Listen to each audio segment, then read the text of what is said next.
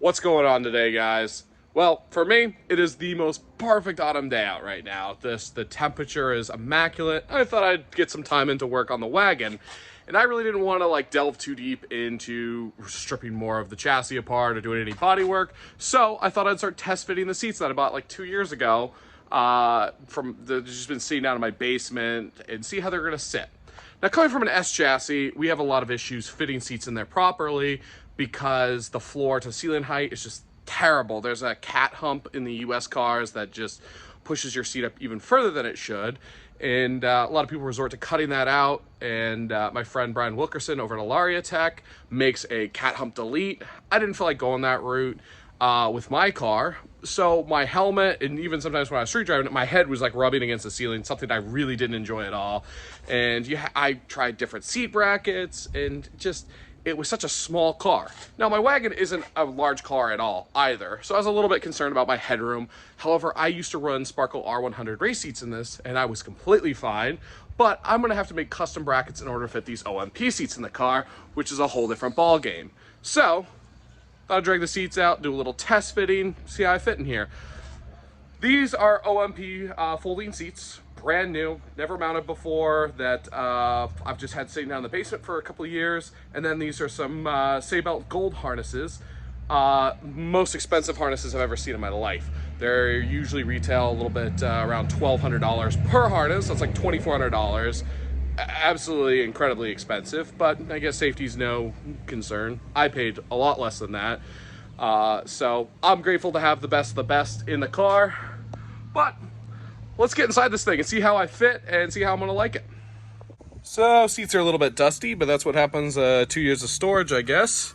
And the car's a little bit dirty, still working on the floor pans, and don't mind the loose wiring from the rear controls. But these harnesses are a 6-point harness. Whoop, that's just sitting in here. Nothing's bolted down, obviously. And we got a 6-point cam lock. Everything's gonna come up to the crotch strap.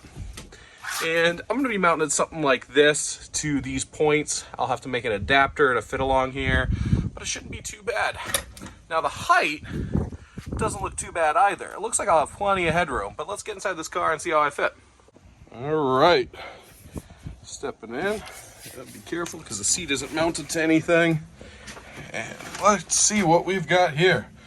Ooh, I barely reach. I can just barely touch the firewall. That is nice. That is nice. That is a lot of leg room, and I've got plenty of headroom. Oh, OG sticker up there. Got the titanium brackets for my carbon fiber rear view mirror. Titanium bolts. Got to finish off the floor pan, and the floor pan, put in the brake pedals, throttle pedal, clutch pedal over there. That'll be the front wiring harness. That will be, no, that's actually the engine harness. The front wiring harness is up underneath this metal panel. That will be the spark plug wires. That'll be the throttle cable. This is the old fuel pump harness that is disappearing once I get a grommet to fill that in. And the back, fire suppression. We've got the fuel. Those are the fuel filters. But yeah, I have so much legroom in here. I am really excited about this. And someday, a little shifter. Cannot wait till this car is manual.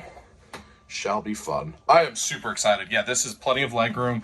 And I'm gonna spin this camera around real quick. All right, would you check that out? Look at this headroom. This is phenomenal. I have plenty of headroom.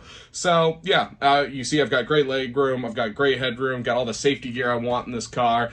I want to be able to take this thing on a road trip. I built this car to be fast. I built this to be the best quality stuff I can put out there, but I also want to be comfortable because this is a car that's being built around me. So this meets me and my expectations.